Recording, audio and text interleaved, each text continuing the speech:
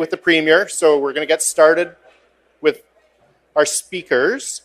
So I'd like to invite Tracy Russell, Vice President of Inland Truck and Equipment, the TLA's annual Premier sponsor and sponsor of the Leaders Luncheon, to come to the podium to introduce the Premier. Tracy's the Vice President of Equipment Operations for the Inland Group and responsible for 15 locations across BC. With 35 years of experience in forestry and construction activities, he oversees all aspects of business, parts, services, and sales. Tracy and the Inland Group, we do truly appreciate all that you do for the TLA, and it's an honor to have you here today to introduce our Premier. Come on up.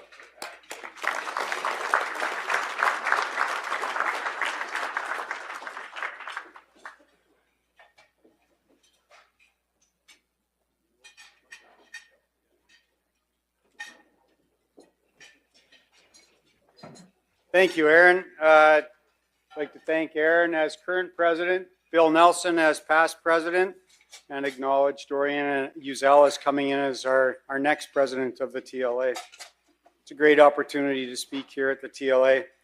Happy to represent Inland Truck and Equipment, as well as Linkbelt, who co-sponsor this event with us, and Tiger Cat, who's sponsoring the event this evening. We're very happy to be partners with those two manufacturers. I'd like to just mention an initiative to everyone that our company has started a little while ago in being more involved with the communities in charitable initiatives. On your table, there's a flag and there's a QR code to one of the initiatives that we work on together with Linkbelt. And we named it Project Courage. It's for an organization called the Honor House. And they also have a facility called Honor Ranch.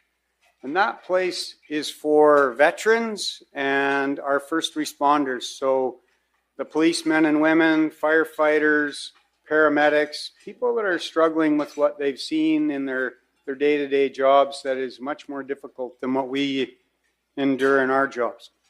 So those facilities really help those people through some tough times as they endure things in their role that really are there to support all of us in this room. So if you feel the opportunity, you can scan the QR code and there's an opportunity to donate to Honor House. So when I prepare for this, I don't really prepare. I walk around for 2 days and I talk to a lot of contractors, a lot of people in the industry, and I just try to get their perspective. I just try to understand, what are they seeing in the industry, and, what would they like shared in this opportunity before Mr. Eby speaks. I've got two this year. And one of it, the first one started with last night. I met a young lady, and she was explaining to me how she's a forester. She owns a company with her partners. It's very successful. They work in this part of the world, and I assumed that she was from the north or the interior to be a forester.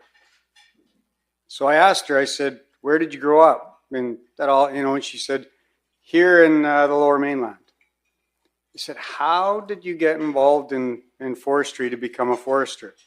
And it was by being a junior parks member, or a junior parks ranger.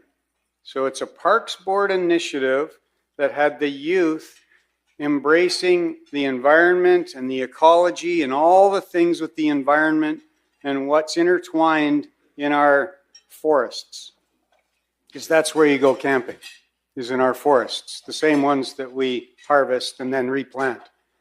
So that opportunity through youth to understand the environment in a part of our province that really doesn't embrace forestry gave her an opportunity to go into a field and where she was able to grow that into a successful business. And I thought that was very interesting. And then when Fraser spoke this morning about the perception of our industry, and he said we have to get through to people it's okay to cut down trees. I did grow up in a small community that's been mentioned several times in the conference in Prince George this week and here. I did grow up in Houston, BC. And that community growing up, the logging contractors were the pillar of the community.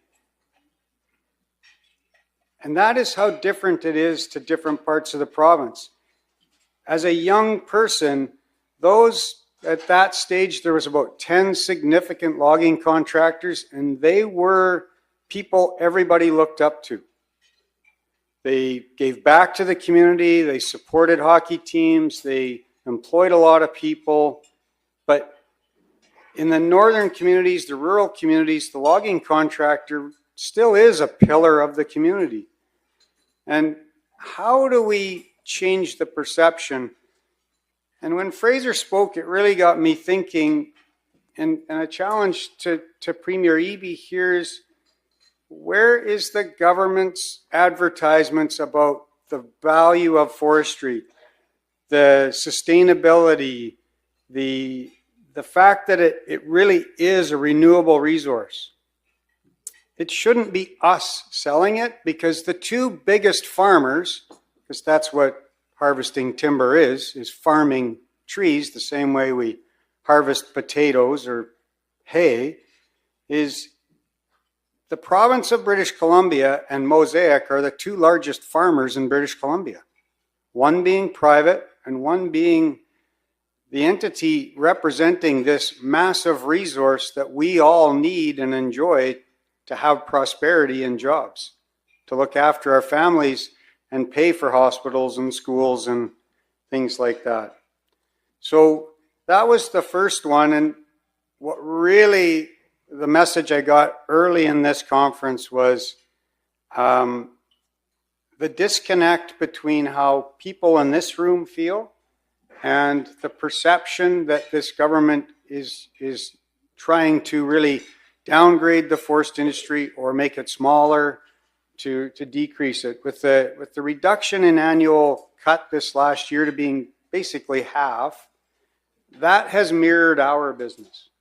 So this past year for equipment side of our business, we haven't seen financial results similar to this since 2008, when everybody was talking about the global crisis and the housing and all the things that happened to the economy in 2008. So our industry is feeling another 2008, but I don't think anybody knows just how bad it is. And the people in this room are telling me it's the same thing.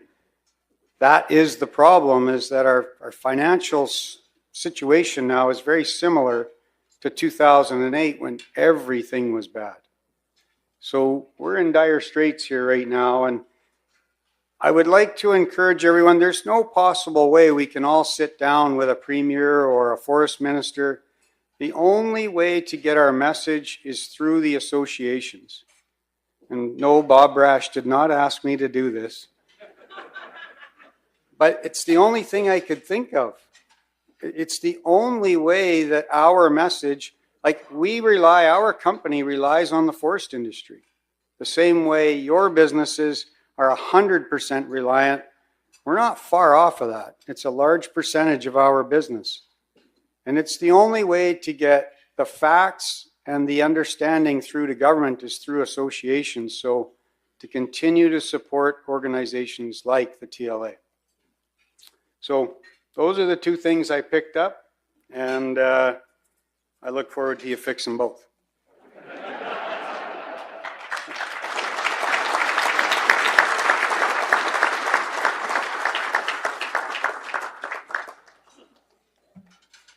I've got the introduction here for Premier David Eby.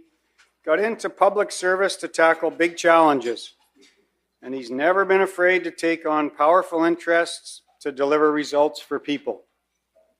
As British Columbia's longest-serving Attorney General in the last 30 years, David got big money out of BC's elections and cracked down on money laundering in casinos and real estate. He took on opioid manufacturers and delivered a first-of-its-kind settlement to hold corporations accountable for the overdose crisis. And he removed lawyers and legal costs from the ICBC process to reduce car insurance rates by an average of $400 a year for drivers. When he was appointed Minister of Housing in 2020, David got right to work. Under his leadership, thousands of new middle-class homes are being built all over the province, and hundreds of people experiencing homelessness have been moved from unsafe encampments to more secure housing. Now, as the Premier, David is ready to change the game by making sure housing in BC means homes for people, not profits for wealthy investors. Before being elected as the MLA for Vancouver Point Grey, David was Vancouver's downtown east side defending the homes of low-income people from developers and real estate speculators. His work on human rights and democratic freedoms has been recognized by the United Nations of Canada and the BC Human Rights Coalition. Prior to politics, David was an adjunct professor of law at the University of British Columbia, president of the HIV/AIDS Legal Network, and served on Vancouver Foundation's Health and Social Development Committee. From 2009 to 2013, David ran the BC Civil Liberties Association as executive director. David was raised in a suburban middle-class household, the son of a teacher and a small-town lawyer. He remains grounded in the values he grew up with: commitment to family, community, and helping the less fortunate. He is now a proud husband and father with 2 kids of his own, Ezra and Iva. He loves playing with these kids, practicing yoga, and hanging out with his wife, Kaylee, a family doctor in Vancouver. As BC's 37th Premier, David is working hard to build a better, stronger future for everyone, because he believes his kids and all British Columbians deserve to enjoy the same opportunities at a good life that he has had. Please help me in welcoming our Premier, the Honourable David Eby. Thanks. Thanks very much, Tracy. A wonderful introduction, and thanks very much for having me here today. It's a real pleasure to be here. Thank you to the TLA for the invitation. Thanks, Bob. Thanks, everybody. I wanted to take a moment to thank Jack Martin. Jack was the young man who piped us in this morning. Jack and his team of bagpipers went to the United Kingdom, the heartland of the bagpipe. The SFU, where they practiced at SFU, they went to the UK and they came in second in a bagpiping competition. I said, well, who beat you? And he said, it was this awful team from Ireland. I was like, well, all right. So Jack did a great job. I know he's gone, but you give Jack a big round of applause and appreciation. It's a lot of pressure. Thank you for those of you who are from out of town. Thanks for joining us here in Vancouver. I hope you're taking part in our winter festivities, the annual dog sled races in East Vancouver and chestnut roasting in Stanley Park. The ritual of assuring yourself that all season tires are perfectly fine and you'll be able to drive around no problem. These are all ways we celebrate the winter here in Vancouver. I was up in Prince George for the Resource Forum. Got out yesterday morning. I think I was the last flight out of Prince George. And I know many of you come from places where you're more comfortable with the snow. So it's nice to have you here in warm Vancouver. I really appreciate Tracy's remarks because they illustrate a couple of things and they give me an opportunity absolutely to clear something up. When Tracy talks about the young woman who's a forester who's starting a business out of Lower Mainland, who wants to be closer to nature and have that be part of her job every day. What I hear him talking about is the future of the forestry industry. And there is no question in my mind but that the forest industry in British Columbia has a strong future. I was talking with Bill over lunch. Forestry is the answer to so many of the challenges that our province faces, whether it's climate change, in terms of wood being a product that has lower carbon footprint. Did you know that BC has more mass timber buildings than any subnational location, state or province anywhere in North America? because we understand the future of that industry, replacing concrete, replacing steel. It is the answer to jobs in smaller communities across the province, ensuring that our prosperity is spread across the province. It's the answer to rebuilding our manufacturing sector in this province so that we get more jobs out of the resources that we produce. The future of forestry is a strong one. The present of forestry, which is the other piece that I took from Tracy's introduction, is a challenging one. And I don't have to say that to you in this room. And in fact, a guy from Vancouver who dusted off his parka to go to Prince George is probably not the best place to tell this room about what's going on in the forestry sector. But I want you to know that I know that. And it is not part of a plan to reduce your industry. In fact, the efforts of our government have been focused on trying to recover and ensure that you have fiber supply through a period of significant transition in the industry. Now, there are a number of reasons why we're in this transition, all of them overlapping into a perfect storm that you're seeing on the ground in communities. Obviously, the end of the beetle kill wood, the massive impact of the forest fires that we've seen, the cumulative impact, frankly, of mismanagement of our forest sector for many years, and a lack of future planning, combined with a complete restructuring of the understanding of how we need to work in partnership with First Nations, enforced by court judgments around how the land can be used and the involvement of First Nations in their land across the province. A significant shift, I think we will all agree, in the public's understanding of the need for protection of old growth forest and watershed areas. And when you put all of these pieces together, you end up with a very significant reduction in annual allowable cut that Tracy mentioned. Now, this period that we're in, though, I believe very firmly is transitional because we can see where the puck is going, and as a government, we want to go with you to where the puck is going by supporting initiatives to make sure that there is a strong future for forestry. And I'm going to talk about that a little bit, but in this interim period, I know I've met with, in the lead up to Prince George, I had a number of meetings with a number of the major tenure holders in the province and with some minor, smaller companies in the province to talk about some of the issues that I was better prepared. And the dominant theme of those meetings was, we know there are trees. We need the supply. We see where you're going with landscape planning, and we think that's a good direction, and we're seeing results from that already. But there's this interim period that we're in between where we are right now and there. And a lot of the trees that we're trying to access are held by First Nations.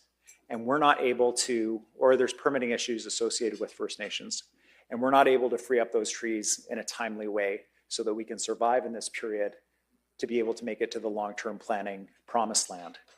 We need support in this interim period.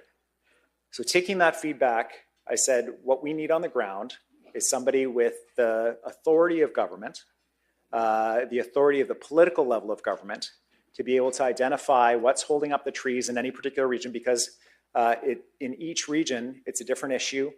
It may be a tenure held by a particular nation. It may be a dispute in an overlap boundary. It might be any number of things. But someone able to go in, do that assessment, provide support to the public service, our Ministry of Forest decision makers, to say you have political support to make difficult decisions in this region, to work with the First Nation and say, you know, in some cases, the tree tenure is not the priority. The priority is getting a bridge built, or the priority is dealing with some other issue that's in the community. And that's where all the resources are going. It's like, we're not talking about trees right now. We're talking about this other issue, but able to go in, address that issue for the community and free up the trees to be able to problem solve. And so I appointed Andrew Mercier to take on this role as a member of cabinet. His job will be to be out in community, to troubleshoot these areas, to deploy all of the tools that I'm going to talk about this afternoon to make sure that we're freeing up the trees to ensure that the businesses in BC, including your businesses, are able to make it to where we're going, which is long-term forest landscape planning where you have predictability where the community understands where the logging is going to take place, and you have that social license to continue and be able to invest in your business and know where we're going. This is challenging work, but it's important work, and I've dedicated a cabinet minister to doing that work in partnership with you. Here's where we're going. There are two examples of, actually, I'm going to give you two examples of kind of the planning work that's happening and how we're seeing some results from it. The first is we've had a series of regional planning tables around the tenure that we do have that is available, that's not getting cut, and the value-added producers in the province, many of whom are particularly hungry for fiber. We've had regional tables. Those tables are working together, and 550 people have participated in those tables. And my direction to the ministry, as well as to the major tenure holders, is pretty clear. If we don't get solutions out of those regional tables about how to connect the fiber supply with the value-added manufacturers, then government will intervene. And we don't want to intervene. We think the best solutions will come from cooperative agreements between tenure holders and value-added manufacturers. And the good news is, I think that we're starting to get moving in that direction. An example of some of the success that we've had, and I'm glad to hear Tracy talk about Houston and the Canfor Mill decision that was made about reinvesting in the community of Houston, is an example of what is possible when we work together as government, with a major tenure holder and community to be able to assure them of access to the supply that they need to keep a mill running and to invest in community. But really, that's not a long-term strategy. That's a fix here and a fix there. What we need is a long-term approach that's going to be successful. And to that end, ensuring that we have a plan for land use in communities across the province is how we're going to get there. We have put forward an additional $25 million in forest landscape planning tables where industry, First Nations, community, labor sit down around a table to plan where and how not just forestry, but other resource use is going to take place in the community. The benefit of this approach is that it is a long-term plan. It addresses all of the permitting headaches that we're currently facing in terms of a site-by-site negotiation each time a permit is issued. Because there's a long-term plan, the nation, the community, industry knows what's available, knows when it will be available, and will have that predictability and that certainty. We're starting to see results from that in North Island. And because of that positive outcome, we're really pushing forward to ensure that more of that certainty is able to be delivered. We're also recognizing that in order for nations to be on board with this process, we heard you loud and clear when you said that we needed to increase revenue sharing with First Nations to ensure that they are seeing some benefit from partnership. And to that end, we have entered into agreements with Quadacha, Squamish, Lowat First Nation. The Carrier-Sakani agreement has resulted in 600,000 cubic meters in Prince George, which I announced yesterday, being released that will go to BC timber sales. We have doubled revenue sharing with First Nations, a minimum of $63 million a year that will be shared with nations. And if that supply goes through BC timber sales, there's a lift of an additional 3% to encourage nations to work with BC timber sales and enter partnerships around fiber supply.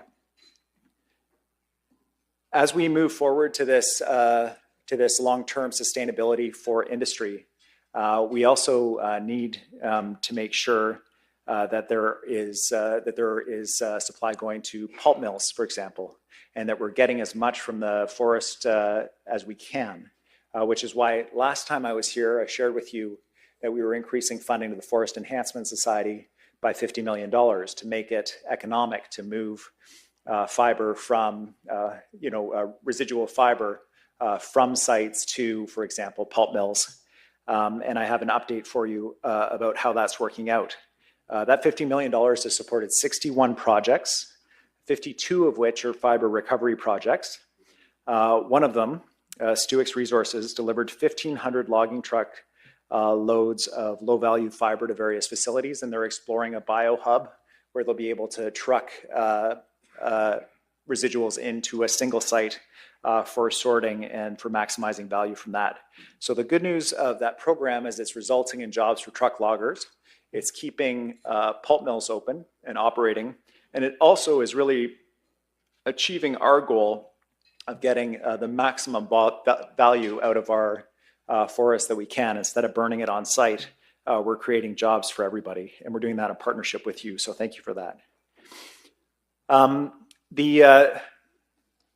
One of the discussions that we had last year, and one of the questions I got asked was, well, what's the vision? You know, where's the forest sector going from your government's perspective? The vision is has three sort of key components to it. One is that the industry is sustainable and has a strong future in our province. And I talked to you about the forest landscape planning and how we're doing that work for the long term. The other is that we're getting more jobs per log. Part of that work that we're doing is funding for what's called the Manufacturing Jobs Fund. This is an investment of $150 million.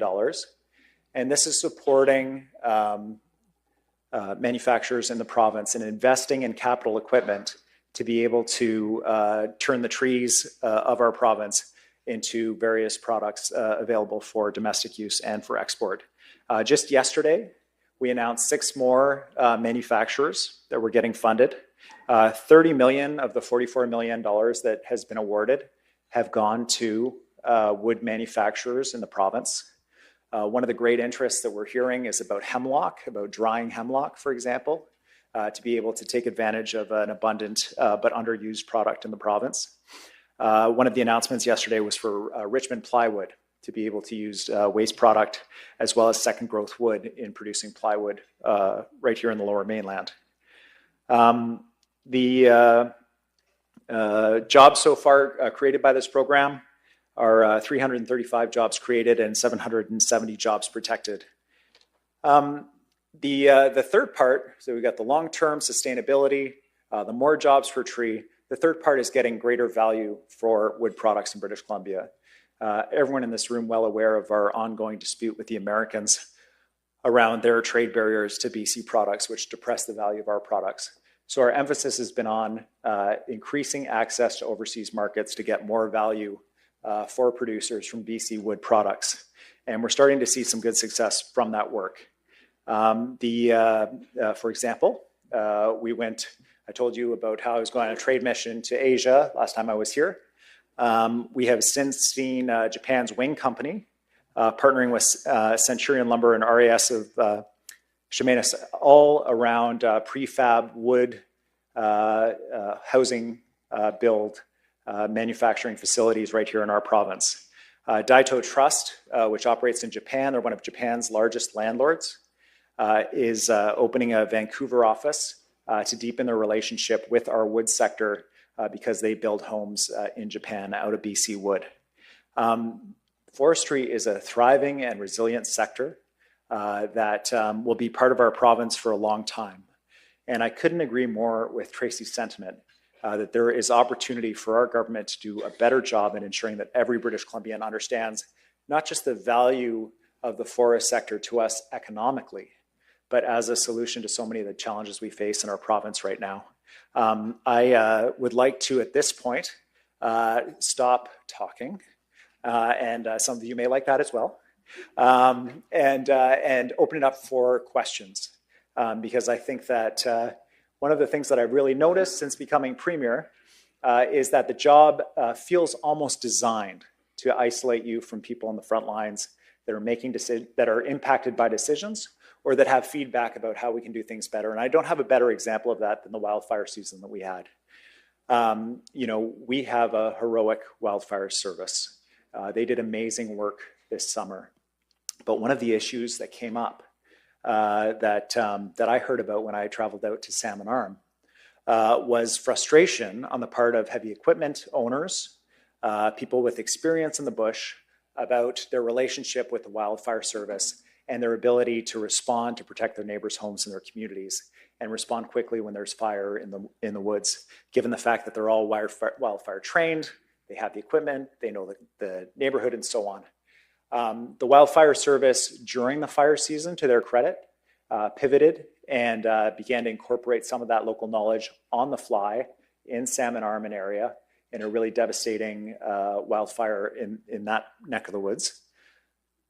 I have put forward a team of folks based on the feedback that I heard firsthand from frontline people in that community, task force to say, how can the wildfire service incorporate many of the people who are here in this room in ensuring that, because we're going to have another brutal wildfire season if trends continue the way that they are right now. Currently, we have 100 fires burning across the province under the snow. That is a near record number. The snowpack's about 50% of what it ordinarily is this time of year. The forecasters are saying it's not time for full panic yet, but it is a very concerning sign in terms of if we don't get more snowpack, the lack of water we're going to have and the kind of forest fire season we're going to see again. It's going to be all hands on deck next summer to make sure that we're not having another forest fire season like we saw last summer. And so asking the wildfire service to work more closely with you, with heavy equipment operators in preventing forest fires, responding when they're there. It could be everything from thinning, addressing areas around watersheds, during the fire season, putting out fires early, and then after the fire season, in being far more effective in getting the 10-year-round salvage of burned wood out so we get maximum value from those trees. It will be all hands on deck. It will absolutely be a partnership that's required, and I want to thank you in advance for that. I know I said I was going to stop talking. I'm a lawyer and a politician, so like even when I say I want to stop talking, I have to say like for 5 minutes that I'm going to stop talking. I'll turn it over now back to our MC, or I understand the esteemed Mr. Vaughn Palmer has been released from Vancouver Island and will be asking me some questions, so I'll pass it over to you, Vaughn. I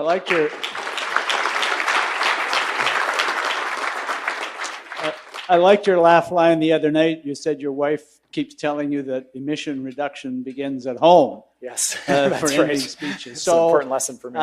thank you for doing this. The questions that I have are all from the people in the room. They've just asked me to be the agent in relaying them.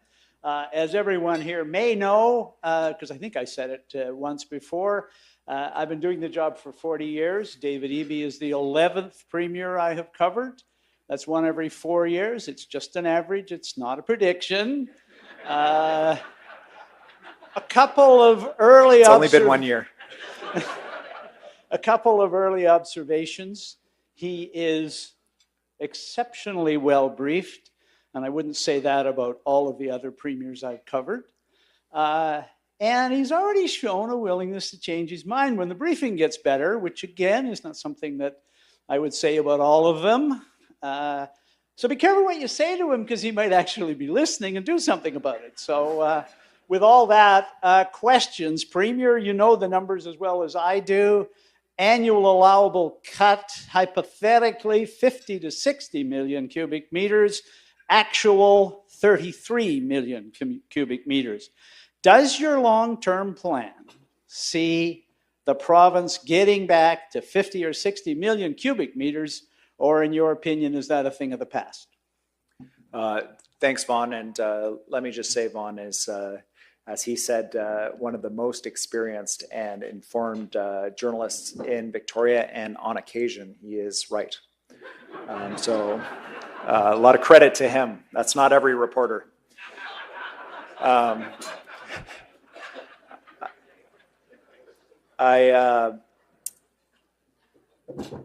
The annual allowable cut is well below where it can be, and I do see it getting back to a level of where we've seen in recent history.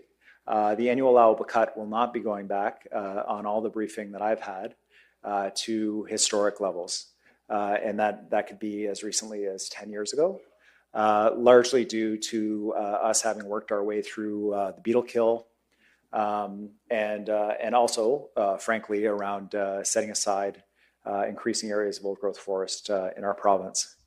And The good news is that there is a lot of capacity in the forest to support far more than the current allowable annual cut allows, and that we're putting the pieces in place to be able to allow that to be brought forward for auction and for harvesting. So the short answer is yes. I see it getting back to that level, but with the caveat that we're not going to see the kind of levels that we saw before, and that's really part of the emphasis of us getting more jobs per log, about getting all of the resources when we're harvesting a particular area and not leaving that, or not burning wood on the site or leaving waste wood behind, instead maximizing the use of that. A while ago, the government appointed a new ministry for one-stop permitting in the resource area and so forth. And in Prince George the other night, you said there's been some progress made, and I heard you mention housing, I heard you mention oil and gas, and I heard you mention water. I didn't hear you say there's been a lot of progress made in forest permitting. Would you agree that that still needs a lot of work? And what do you see as the main obstacles to making that happen? Yeah, the forest permitting process is one of the most challenging. And I would say because it involves multiple governments, it involves our government, it involves First Nations governments. There are a number of permits that we issue where we've done work that is beneficial for the forest sector, including water permits, where we've significantly reduced wait times. But in terms of actually issuing the cutting permits, one of the big challenges is one that I identified at the beginning of my speech, which is increasingly, whether because they're direct holders of the tenure, because of a clear court decision, or because of what we understand a court decision would be if it did go to court, nations have a huge role to play in forestry in our province. And whether or not they have the capacity in terms of the staff to be able to prioritize working with government on issuing permits varies quite widely. Some nations are super engaged. Some nations, it is just not the priority. And so when I talked about that approach of our government partnering and ensuring that we have someone at the political level working with nations where there is an issue around getting those permits issued to get them moving, that's what we have to do right now. But for the long term, the landscape planning process in partnership with nations where we're dedicating the funding so they can participate as full partners with us, with you, with local communities, is going to make the permitting so much faster because everybody knows where the areas are that the harvesting will be taking place, and it won't be a site-by-site negotiation, which is unfortunately too often where we are right now. You talked here today about the new Minister of State, Andrew Mercier, and his job, as I understand it, to match up fiber with people who need it. And you talked about it in Prince George the other night as well. And from what you've said, it sounds quite innovative. A couple of questions around that, because I'm curious as to how that's going to work. There are a lot of people in this room who want fiber or know somebody who wants fiber. And he can't see all of them in his office one day. So how is the actual process going to work with this new minister? What are his priorities? And does he have targets to deliver, within reason, a certain amount of fiber, say this year? Thanks. I'm going to start with a short story and then go into a bit more of the process. So I had a meeting at my office about a month ago, just before Christmas, with Tony from Nicola Rail and Post. It's a company in Merritt. It's all in the name, Rail and Post. And he says he's got all of the customers that he could possibly hope for and would expand his business. Half of his workforce is Indigenous. Everyone lives in the local community, family supporting jobs. He is always on the edge. Am I going to get enough wood to keep my team working? He's like, I can't even, I would love to think about expanding, but I can't because I have to be sure that I'm able to support the people who are working for me already. He's like, there's nations up the road. They've got trees. I know they do. I've got good relations with them, but I don't know how to connect what I'm doing with what they have. And that was on a very small scale. It's a small company. It's not Canfor, but it is a very real issue for him and for the local community and for those jobs. I think that Andrew is going to play a really valuable role. He's already reached out to Tony to advance this work, but an example of the kind of work that can happen. There are not an unlimited number of tenure holders in the province or of companies that are facing frustration around tenure. There's actually, in my opinion, a manageable number that we could make significant progress in trouble areas. Another example at a bigger scale, Canfor, the pulp mill in Prince George, as well as mills in the Prince George area. We struck this deal with Carrier-Sicani First Nations around forestry, over 2 million cubic meters of wood, and because of a variety of factors, and my concern, it falling between a couple ministries, between Ministry of Indigenous Relations and Reconciliation, Ministry of Forests, Ministry of Finance. It took a really long time to come to the release of 600,000 cubic meters last week, which will slowly make its way to the timber sales. Even a company as big as Canfor needs that support to be able to negotiate within the public service and between ministries to be able to release that. So I think there are some big wins that can be had with someone that can navigate that internally within government. And there are some small wins that have a huge impact on community that he'll be able to facilitate as well. I haven't set targets for him, but he is a guy that I have a lot of confidence in to do this work. There's a very interesting briefing here yesterday by Dallas Smith and by Western Forest Products on the recent partnership agreement that they've struck. And it drew more questions from the audience here than any of the other panel discussions we've had, at least the ones I've moderated. Is that the future in BC? Is that the sort of thing that we should look at in detail and say, if all goes well, that's where we're going to be, all over the coast, at least in the island, within 10 years? Yes, it's an easy answer. Yes, that is the future. The Nanawakolis agreement and the need for producers to have agreements with nations is really, it's quite obvious to me. And that is where a lot of that, it won't be essential, but it's important to know that those landscape planning processes that I talked about are going to be decided at the table with industry, First Nations, provincial government working together, local government working together. And that regional, push this thing right off the stage, that regional decision-making is so important. I don't want somebody behind a desk in Victoria making decisions about a dot on a map that's hundreds of kilometers or thousands of kilometers away, right? It needs to be made in the local community to have that ongoing support. So even if you're not in a direct partnership with a nation, decisions about the forest economy where you live will be made at those tables with strong First Nations influence because of a set of rights and title, legal rights, a commitment by our government, and also just a broader, frankly, I hope, increasingly shared understanding of that being the right thing for us all to do. And the good news is it shows results. The bad news is that unless we're all focused on it, it will take some time. And so that's why we're putting the additional resources in to getting these things moving and across the line faster. You mentioned a couple of times, both on Tuesdays at the resources meeting and again today, the Manufacturing Jobs Fund. Here I've heard a couple of things about it, and I'd be interested in your response on both points. First point I've heard is that there hasn't been an awful lot of take up on it because the companies still have to put up a lot of their own money to make it work, and there's sufficient uncertainty in the industry in BC that it is hard to line up the financing or decide to risk it.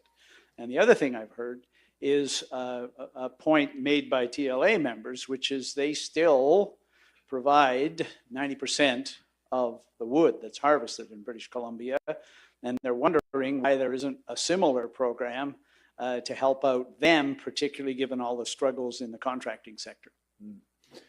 So the Manufacturing Jobs Fund has been designed with the forest industry in mind and manufacturing wood products in mind. As a matter of principle of government, we want our partners to have some skin in the game as well, which is why we do require the companies that we're partnering with to support them in buying this equipment to put in some of their own money as well. It has had some significant take-up in the forest sector. $44 million worth of projects, representing in total over 1,000 jobs, either protected or created. And it's about a year old. I think I told you about it when I was here about a year ago. So that's a pretty good start.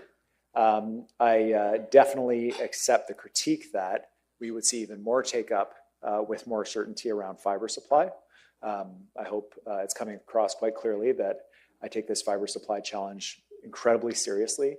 I understand the impact it has on smaller communities, on employers, on people who own capital, that like a truck or a piece of equipment, about decisions that they're making for themselves and their families, which is why I take it so seriously. But we will, and we are addressing those issues, and you will see more uptake in that program. We're in discussions with a number of different companies about it. In terms of for truck loggers themselves, I hope that you're seeing some benefit from the Forest Enhancement Society, the $50 million around trucking residuals in from areas where it wouldn't otherwise be economic. We have provided support over COVID in terms of support around equipment, and we did provide support last year in terms of supporting you in your price negotiations in terms of financial support. But I agree that there's always room for us to ensure that truck loggers, equipment operators are able to, just like manufacturers, survive this period where we're in between the old world and the new world, to make sure that you're successful as well. And happy to, and we'll continue to engage with this discussions with the association about how we can do that. John Horgan had worked at a mill, and he always told us he had his own hard hat. And he went through a fairly serious test of his commitment to the industry around Fairy Creek in his own riding. You're an urban guy from an urban riding in a party that's increasingly, its representation is urban. Is it just, I'd be interested in how you see the large areas of the province that you don't have MLAs in and that are heavily dependent on the forest industry, and how you find some level of commitment to them when it isn't your bread and butter in politics the way it is winning, say, your own riding or the other ones in the big urban regions. Yeah, thanks, Vaughn. So thanks for pointing out my soft office hands. It's very, very cool of you. Look, I'm not going to show up here and pretend that I spent my summers thinning out the bush. It's not true. I'm a lawyer. I lived in a suburban community growing up. I live in Vancouver, and that's me. But I would say that my success in politics has been in listening and getting things done. And so I do rely on you. I rely on the industry, the associations to tell me what's going on. And I hope that you see, when you bring stuff forward, action on the issues that you identify. So when you say things like we need to increase the revenue share with First Nations to get things moving, you see our government do these things. There's an opportunity to move slash from the bush and use it for the mills, that you see the investment in the Forest Enhancement Society. These suggestions are valuable and useful, and even a soft-handed latte sipper can understand that kind of situation, right? It is definitely a talking point of the other side that our party is concentrated in urban areas. I have two responses to that. One is it's not correct. We have MLAs from centers big and small across the province. But I recognize the need for us to improve our response to the unique needs of rural communities, which is why we established a rural caucus. So our rural MLAs, Rolly Russell from Boundary, Nathan Cullen, Jen Rice from the Northwest, Kat Conroy and Brittany Anderson from the Kootenays, Michelle Babchuk from North Vancouver Island, sitting together and ensuring that government policy represents rural voices and rural realities, because that's not always the case. And so making sure that we have that is critical. I had a really great second point on that, Vaughn, but it is completely vacated my brain. Sorry, I've forgotten all my remaining questions. So Well, there you thank go. you. Thank you very much for your time. I really Okay, appreciate great. it. Thanks very much, Vaughn.